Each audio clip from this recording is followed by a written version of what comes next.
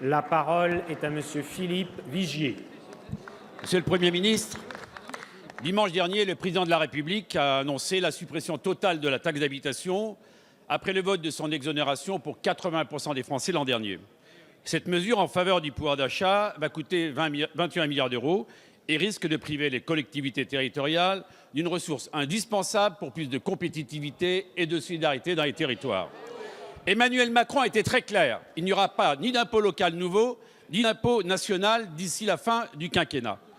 Notre groupe se réjouit de cette annonce, d'autant plus que les prélèvements obligatoires, vous le savez, ont augmenté en 2017 et que les impôts seront toujours plus lourds en 2018. Mais sans nouvel impôt, il faut trouver d'autres sources de financement pour compenser cette suppression de taxe d'habitation.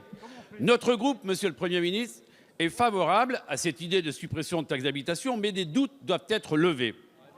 Le premier, pouvez-vous nous garantir que les collectivités territoriales auront une compensation à l'euro près et que leur autonomie financière sera conservée?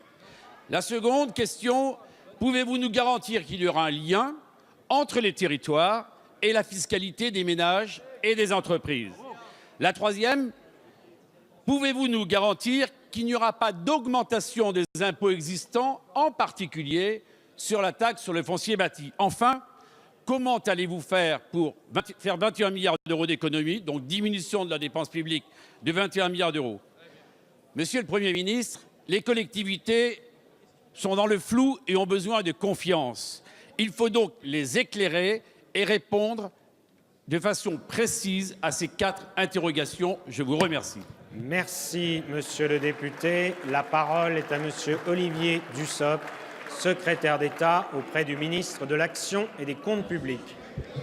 Merci, Monsieur le Président. Mesdames et Messieurs les députés, Monsieur le député Philippe Vigier, vous avez rappelé avec raison que le Président de la République s'est engagé à répéter son engagement dimanche soir de supprimer la taxe d'habitation, non pas pour 80% des ménages, mais pour 100% des ménages.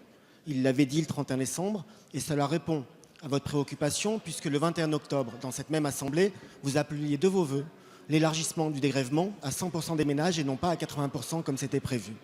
Le dégrèvement pour 80% des ménages aura lieu partiellement dès cette année.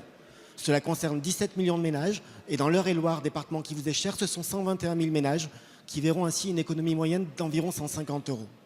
Nous avons prévu dans la loi de programmation des finances publiques la compensation à l'euro près des collectivités pour le dégrèvement qui concerne 80% des ménages. L'élargissement de 80% à 100% représente une dépense supplémentaire, en tout cas une compensation nécessaire d'une dizaine de milliards d'euros quand on compte la taxe d'habitation des résidences principales et des résidences secondaires, et vous admettrez avec moi que c'est certainement un sujet à traiter de manière différente. Nous avons aussi demandé à Alain Richard et à Dominique Bure de mener une mission qui, aujourd'hui, établit les scénarios possibles pour compenser la taxe d'habitation et garantir l'autonomie financière des collectivités locales. Différents scénarios sont sur la table. Nous avons une ligne rouge que le Premier ministre et le Président de la République ont rappelée, ne pas accroître la pression fiscale. Ne pas accroître la pression fiscale, ne pas créer d'impôts nouveaux, travailler à une réallocation des impôts locaux existants et trouver, soit par des dotations, soit par des affectations d'une part d'un impôt national, les moyens de garantir l'autonomie financière des collectivités et en même temps réaliser les économies nécessaires pour cela. Il y a une nuance qu'il faut apporter à votre propos, monsieur le député. Vous nous demandez de nous engager à ce que la taxe foncière n'augmente pas. Vous savez comme moi que les taux de taxe foncière sont décidés par les élus locaux et pas par le gouvernement. Et donc c'est sur ce point-là que l'engagement ne peut pas être pris. Par ailleurs, pas de création d'impôts, pas d'augmentation de la pression fiscale, compensation à l'euro près et garantie de l'autonomie des collectivités locales.